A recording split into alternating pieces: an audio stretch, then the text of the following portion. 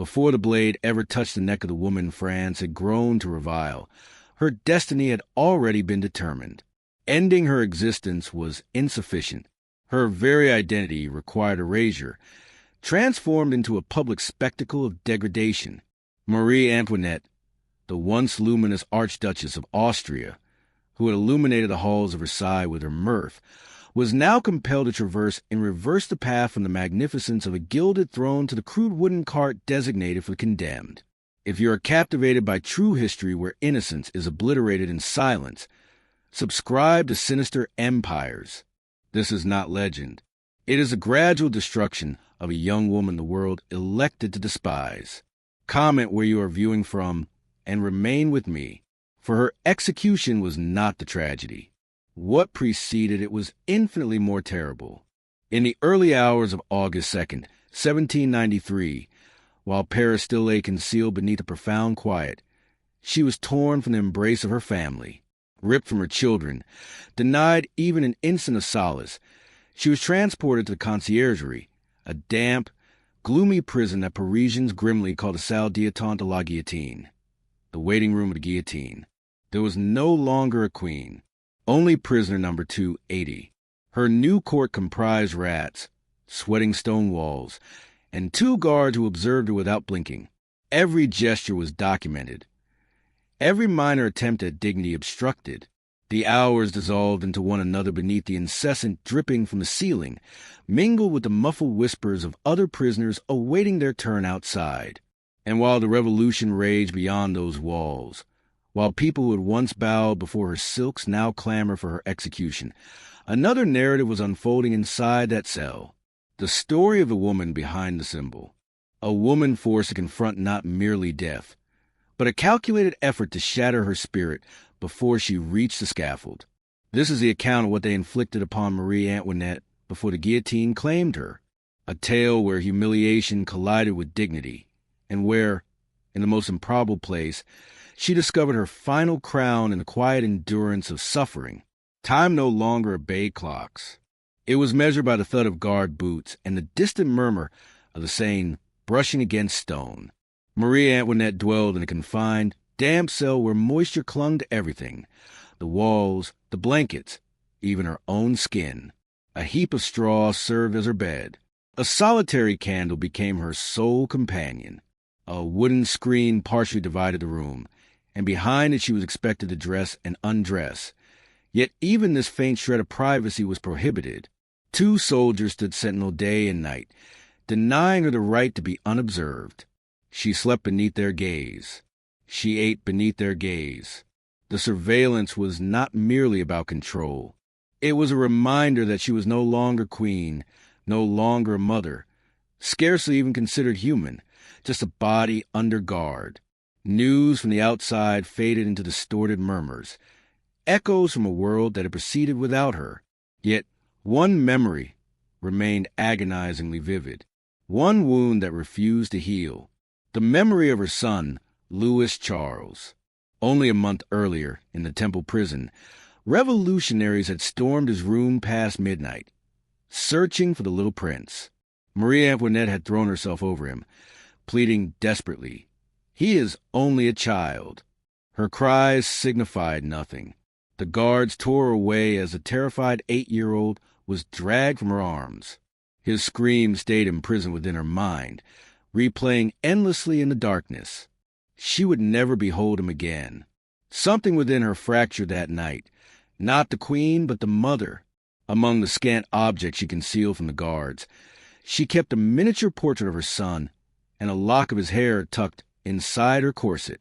It was her relic, the final ember of warmth in a world frozen by fury.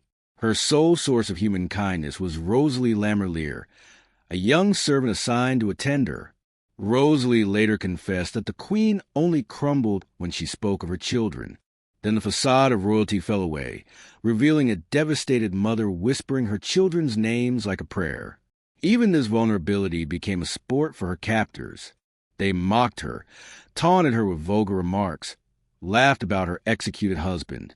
Every insult was intended to wound her. Every silence was her endeavor to resist.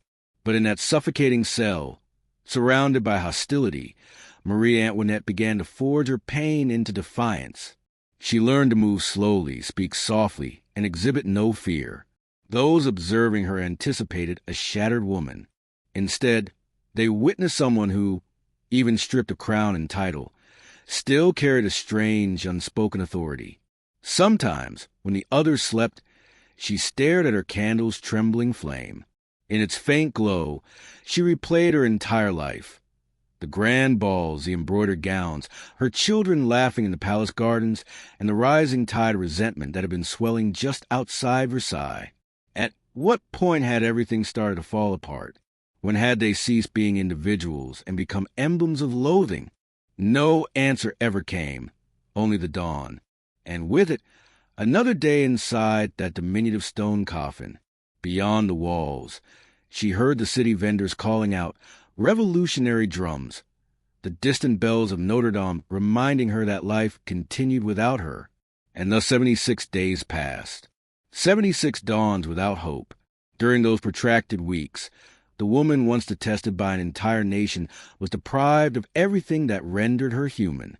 Yet from that deprivation, something unforeseen took shape, a quiet, almost sacred composure, a dignity that manifests only in those who have already forfeited everything and possess nothing left to dread. Then, in October, the cell door opened once more. This time, not to take a child, but to take her to trial. In the shadowy hours preceding dawn on October 14th, 1793, the iron door swung open again. This time, not for sustenance, nor for further mockery from the guards. This time it was to haul her before the Revolution's version of justice, a justice already etched in stone long before she entered the chamber. Marie Antoinette was led to the corridors of the Conciergerie, encircled by armed soldiers. Their boots resonated against the stone like distant funeral drums.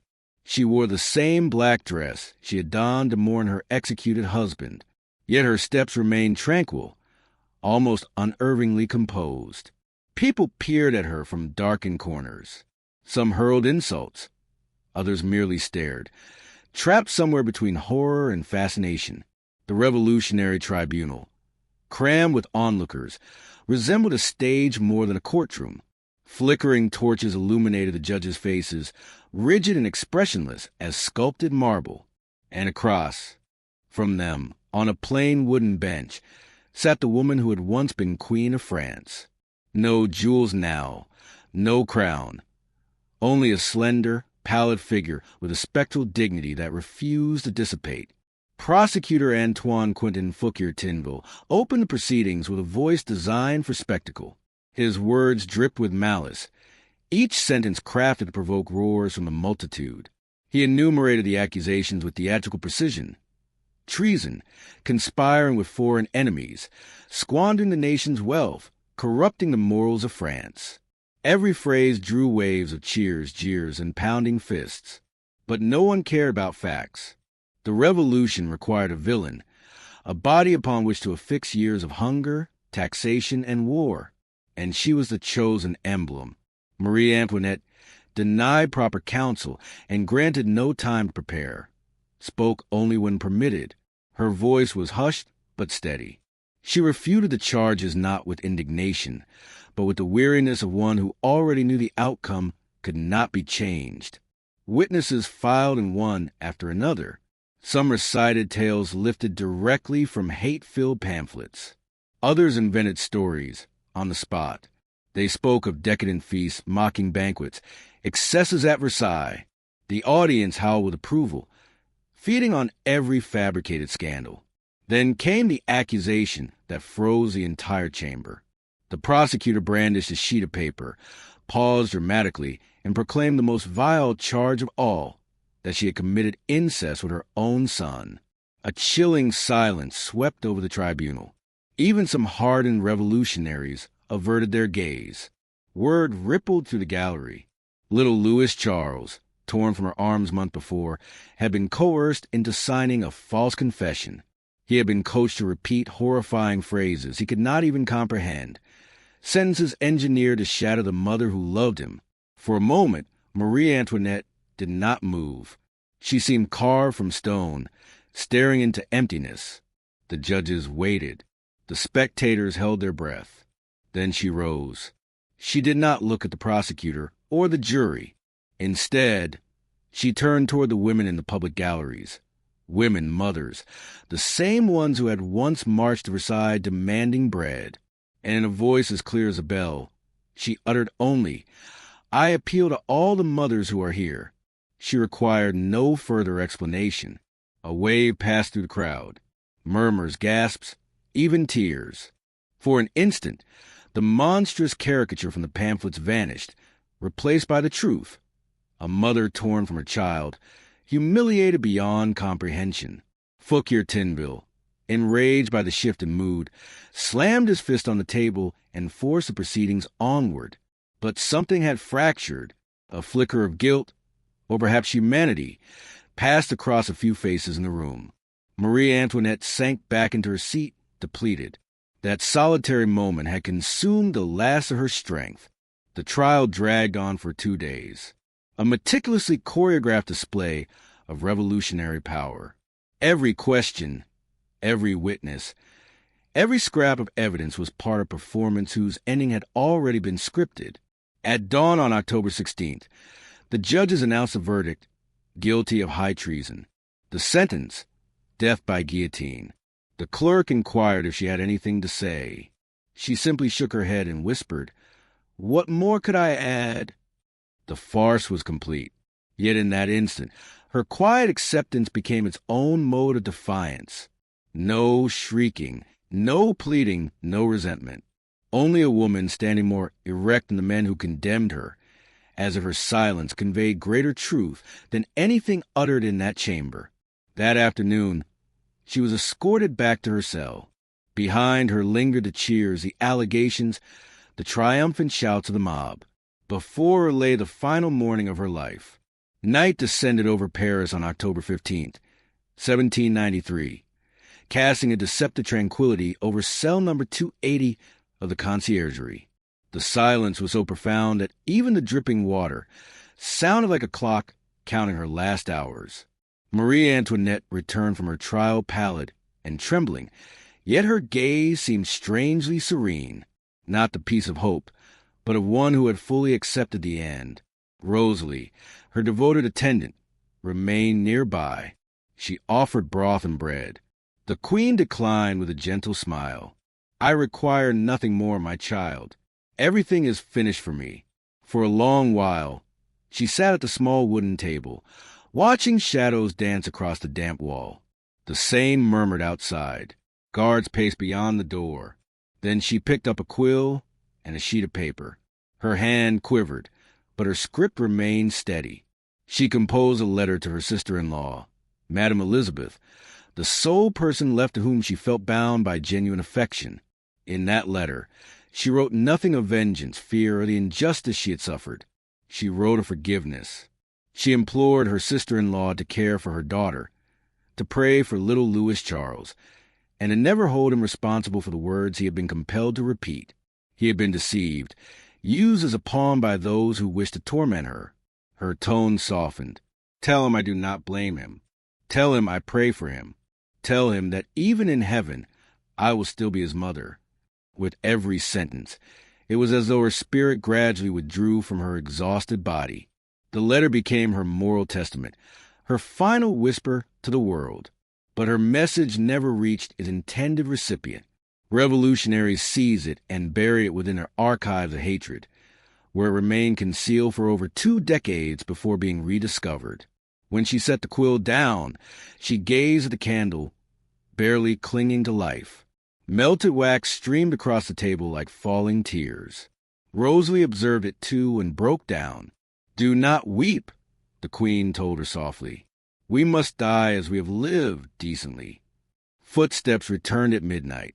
The final order had arrived.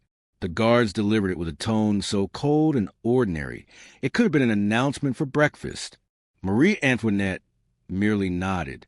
No plea for mercy, no tremor of fear. Before they shut the door, she requested one moment alone. Kneeling, she prayed, not for herself, but for her children.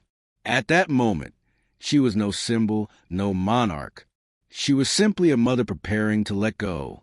By the time she rose, dawn was slipping through a crack in the wall. Paris was awakening, indifferent to her sorrow.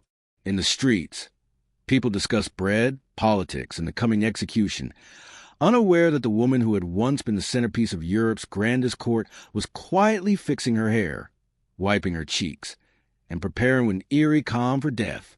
Before drifting into a brief sleep, Rosalie heard her murmur, "May God grant me the strength to die with courage."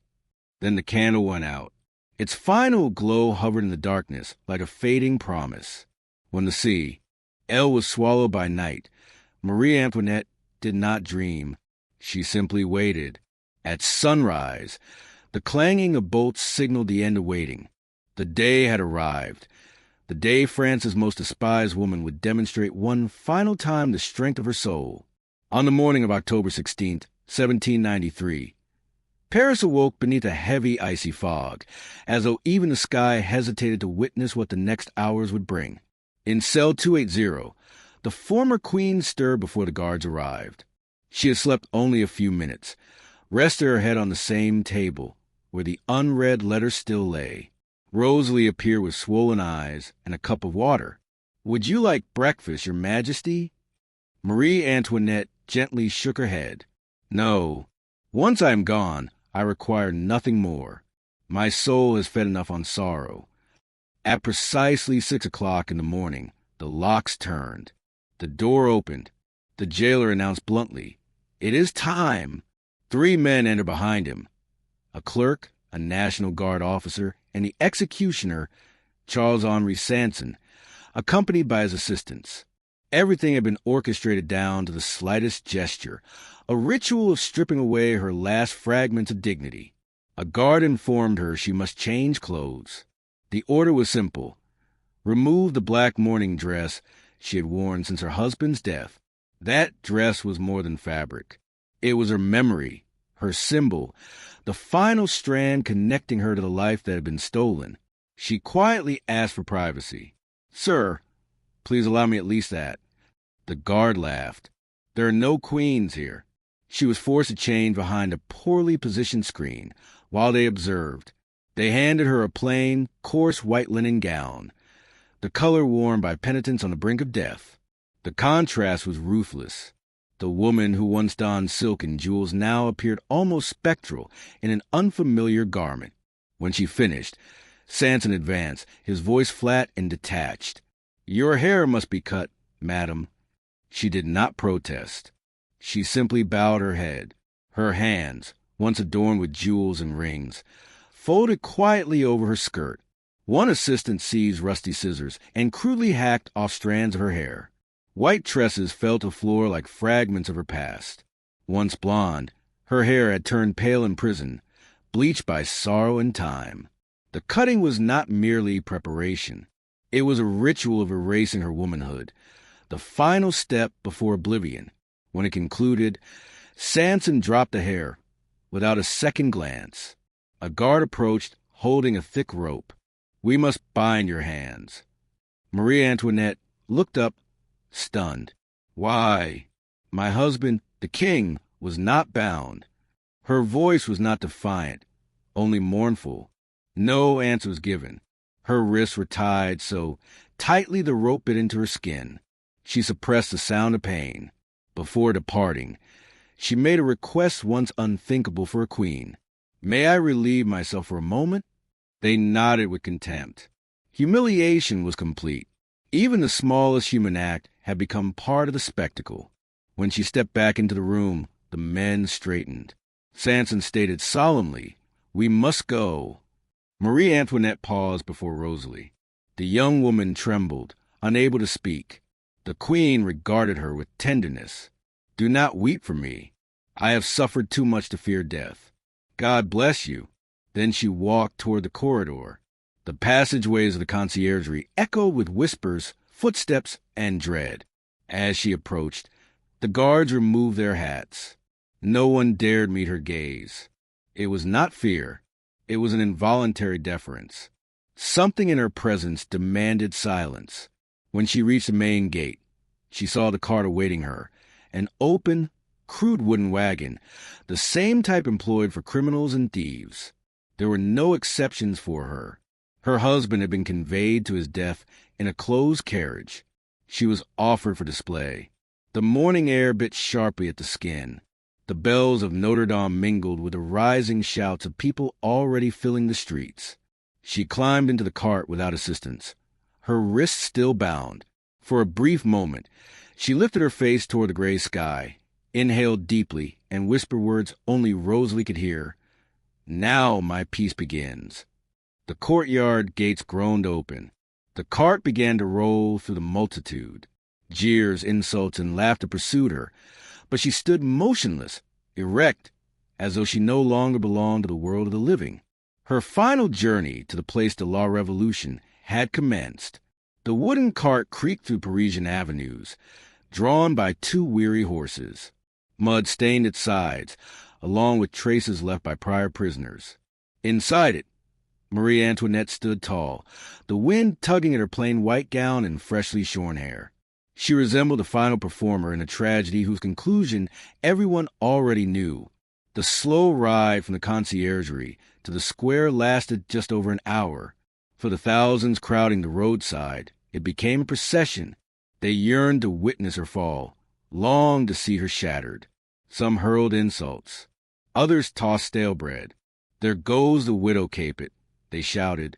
"The Austrian, the thief of France." Yet what unsettled most onlookers was not her presence, but her silence. She did not react. She did not bow her head.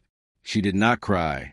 Her expression remained composed, her posture unbent, her gaze fixed far ahead. The cold wind blew through her cropped hair, but she stood unshaken.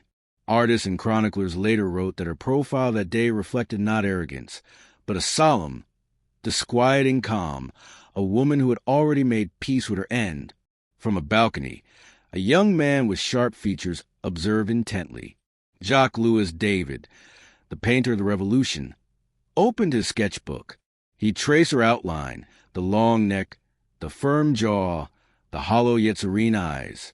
He was endeavoring to capture not merely her figure, but the precise instant when history and myth intertwined. That sketch would become one of the most iconic depictions of her downfall. The cart continued along the Rue Saint-Honoré, guarded by lines of soldiers.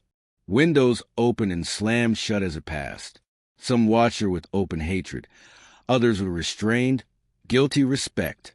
Beneath the clatter of hooves, vendors' cries, and church bells, the city seemed to hold its breath. A gust of wind swelled dust into the air. The cart jolted violently over a stone. Marie Antoinette stumbled, nearly falling. A wave of murmurs rolled through the crowd. But without aid, she straightened herself, lifting her chin as though nothing had occurred. Nearby, the market women, those same women who had once marched to Versailles demanding bread, watched her intently. Some smirked cruelly, others stared mutely. "She does not appear frightened," one whispered. "Perhaps she has nothing left to lose," another murmured in return. The journey felt interminable. The city's clamor crashed around her like a tempest. Yet within, she was still. How the multitude perceived a humiliated queen. She sensed something different, something unforeseen. For the first time in years, she felt free. Free from the court, from politics, from venomous rumors, from expectations, even from fear itself. Then the cart turned a final corner, and the vista opened before her. The Place de la Révolution. At its center, towering against the pale sky, stood the guillotine. Its dark wooden frame and gleaming metal blade carved a harsh silhouette into the midday light. An immense throng pressed around the platform, buzzing with anticipation. Their murmur swelled into a roar. Marie Antoinette lifted her chin. For an instant, everything else vanished. The wind brushed her face, and in that chaos, an unexpected serenity washed over her. She comprehended that everything she had ever been, queen, wife, mother, would conclude on that wooden platform. But she also knew that her story no longer belonged to the men who had dragged her there. The cart halted. Executioner Charles-Henri Sanson stepped down first, followed by his assistants. One offered his hand to help her descend. She met his gaze and replied softly, "No, thank you. I can manage on my own." With her wrists bound and her feet steady, she climbed down from the cart amid the thunder of the multitude. Every step toward the wooden staircase resonated like the closing notes of a tragic symphony. The square roared with shouts, fists in the air, mocking laughter, and the cold fascination that emerges when an era perishes before thousands of witnesses. The guillotine loomed above, silent and prepared, its blade glinting under the sun. Marie Antoinette stared at it. There was no terror in her eyes, only a remarkable, almost otherworldly calm. She ascended the steps slowly. Her tied hands rendered her movements unsteady, but she rejected assistance. Executioner Sanson advanced to guide her, and in that moment, fate played its final cruel trick. As she turned, her foot brushed against his. For a heartbeat, everything froze. The executioner stared at her, startled, just before she uttered her last words. Clear, soft, almost gentle. "Pardon me, sir. I did not do it on purpose." No scream, no curses, no desperate pleading. Merely an apology. So simple, so human that it stunned even those who had come to celebrate her death. That small, humble gesture became her ultimate triumph.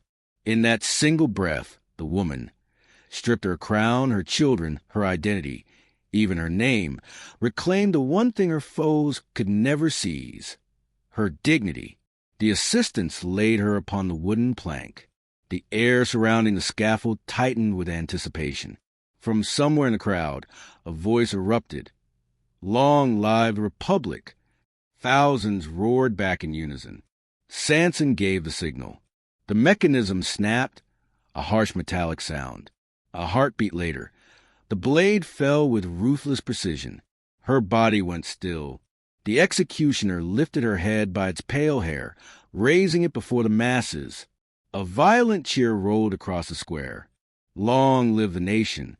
Long live liberty. For them, it was the victory of the revolution.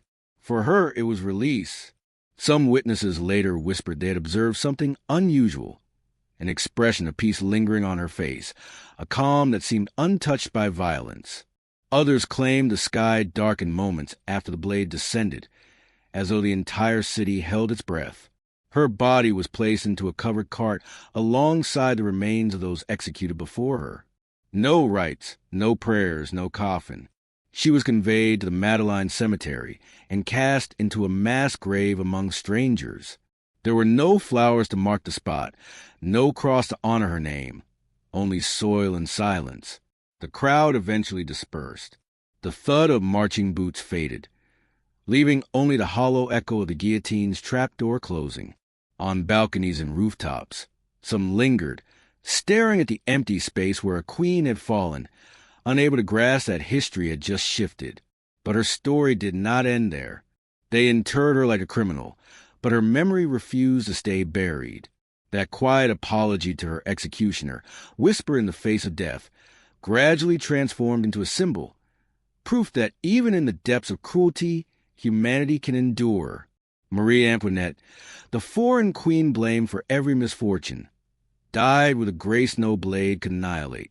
The guillotine claimed her life, but not her spirit. In the moment the steel struck her neck, her dignity rose above the crowd's roar, above the hatred, above her own tragic era. In that single second, her eternal second, she reclaimed her true throne. The square emptied. The shouting subsided. Under the gray Paris sky, the scaffold stood silent. Her body, anonymous now, was conveyed to the Madeleine Cemetery, where nameless graves devoured the victims of the revolution. Queens, thieves, strangers, all equal beneath the weight of earth. For years, no one could say where she rested. Her name vanished from official registers, deliberately expunged. The revolutionaries believed they had terminated her narrative forever, but symbols cannot be interred. Time elapsed, and her demise began to assume the shape of legend. It was rumored that after her execution, A young sculptor was summoned to capture her features. Marie Antoinette, who would later be known as Madame Tussaud, molded her face in wax and plaster. A gesture born of art and morbid fascination preserved her likeness long after her adversaries had returned to dust. The revolution consumed many of its own architects. Robespierre fell. Tribunals dissolved. The thunder of the guillotine faded. And as France sought its identity among the ashes, the victims gradually transformed into martyrs. In 1815, more than 2 decades after her death, the brother of Louis XVI, now King Louis XVIII, commanded a search for the remains of the king and queen. In a neglected corner of the Madeleine Cemetery, buried among hardened soil and anonymous bones, 2 skeletons were unearthed. One, identified by fragments of white cloth and bound wrists, was recognized as Marie Antoinette. Her remains were finally transported to the Basilica of Saint Denis, the resting place of French monarchs. At last, the queen denied a tomb was granted one. Yet even that was not the true conclusion of her story. For beyond the monuments, beyond the allegations and the myths, something more profound survived. The paradox of a woman who embodied both privilege and suffering. Marie Antoinette was not a saint, nor the monster her enemies envisioned. She was a reflection of an era reshaped by dread and rage. Those who endeavored to erase her ultimately bestowed upon her a strange immortality. Her final act, an apology to the very man preparing to kill her, endures as a quiet lesson. Compassion can be a form of resistance. Thus concluded the life of the queen who lost everything: her throne, her children, her identity. And yet in the final heartbeat when steel met flesh, she gained the one thing no earthly power can pilfer: dignity. Centuries will pass. Empires will crumble. Names will be forgotten. But in every tale of power and downfall, in every echo of injustice, there will linger a whisper: there was once a woman who met the hatred of the world with grace. If this account moved you, subscribe to Sinister Empires by liking this video. Marie Antoinette has been judged for centuries, yet seldom understood. Share your reflections about her in the comments below. History recalls her as a name. What will you recall her